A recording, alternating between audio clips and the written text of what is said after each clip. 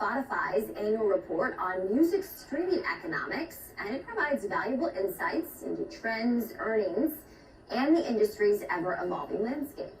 I spoke with Sam DeBuff, global head of Spotify for artists, marketing, and policy, who broke down the report. Take a look. Give us some more insights into the trends that you've seen regarding artist earnings on Spotify over the past few years. Yeah, I think this year is a pretty symbolic milestone for the industry. We're now 10 years, a decade, since the low point of recorded music revenue. So I think the recent history of music is pretty well known. 2000, 2001 was the peak of the CD era, before the industry was blindsided by piracy and the internet. Year-over-year decline for over a decade with no end in sight until 2014, which turned out to be the low point and the turning point for the music industry, when global revenue was just $13 billion overall. At the time, 10 years ago, a lot of artists, fans, songwriters saw Spotify and streaming as a bit of an experiment. People knew that fans liked it and enjoyed listening to streaming, but there's a lot of reasonable questions about if the streaming model could scale, if it could really power the industry like the CD era could. And those questions were reasonable. At the time, Spotify was only 5% of global revenue, paying out less than $1 billion per year to the music industry. So pretty small when you think about how many artists are trying to make it. Which artists, Sam, which artists are generating money, and how much are they making on the platform? Yeah, that's what we do with Loud and Clear. We publish a bunch of data to be as transparent as possible about how many artists are generating different amounts. Last year, Spotify paid out $9 billion to artists and songwriters and rights holders. And we break down on the site from $1,000 through to $10 million a year, just how many artists are generating that amount on Spotify alone. So, looking at the $10,000 level based on Spotify's market share, we're now a quarter of global revenue.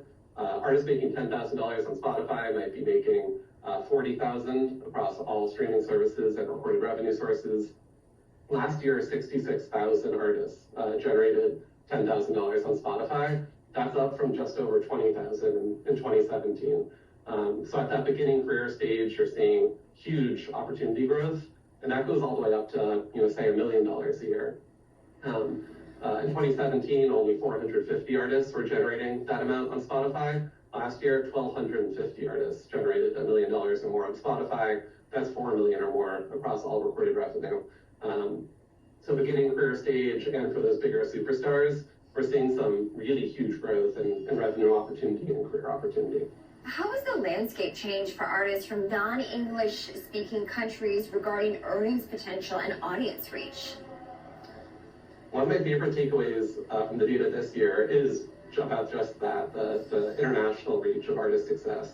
If you think back to 2000, the peak of the CD era, it was really only artists from North America, Western Europe who had a reasonable shot at success, needing access to a record label who could promote them globally, manufacture and ship CDs, get limited shelf space. Now streaming's lowered the barrier to entry. So any artist in their bedroom can record music overnight, release it over the world, and you hear about the popularity of K-pop all over the world, Latin superstars like Bad Bunny, Amapiano and Afrobeats, the diversification of music taste.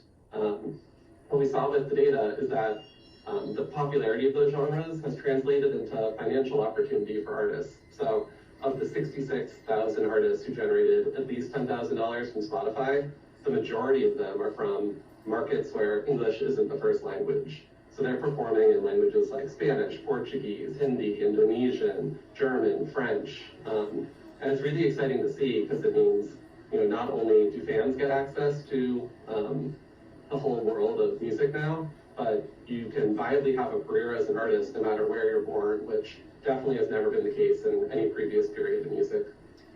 Well, I know indies had a record year in 2023, accounting for about half of the industry's earnings on Spotify. What factors do you think contributed to that? That's right. Yeah, I think for streaming, it's been all about creating more choices and opportunities for artists. So you see lots of artists choosing to go with, big labels, small labels, self-releasing themselves because, again, the barriers to releasing music globally are so much lower. And so now, last year for the first time, nearly half of that $9 billion we paid out was generated by the indie sector, independent artists, independent labels. And I think it just goes to show just how democratized kind of access to success in music's become, where artists now have the choice, if they want to take an independent route, release their music for way less, way cheaper than they ever could before, and help find that global audience when their music really connects. And that financial success is a testament to that. Well, it's interesting that 80% of those who earned at least $1 million on Spotify in 2023 didn't have a song in the top 50 of Spotify's daily global songs chart, as I see here. How do you explain that? Yeah, it's a really interesting one. Because I think, at least for me, I think of a huge amount of money, like $1 million a year, just from one streaming service.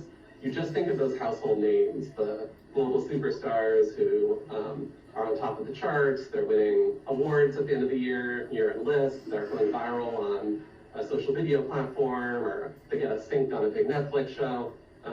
That's who I think of when I think of who might be making $1 million or more.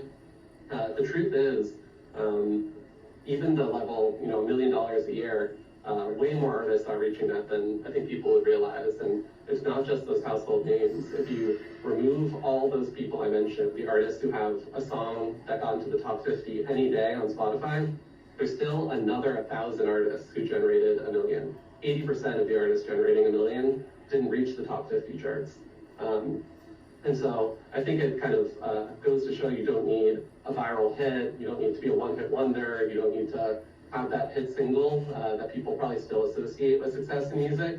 You can make really material amounts of money just by building a sustained career. We're seeing those interesting numbers at the 1 million amount. You mentioned 10 million earlier. Only 10 artists generated 10 million in 2017. Last year, 60 artists did. So if you think of those biggest global superstars, a rule of thumb, kind of your mental model can be they're likely generating $10 million from Spotify alone, 40 million across all reported revenue, and then more from touring and merch and brand sponsorships. And so at the high end of music, that revenue opportunity because of streaming has become increasingly massive.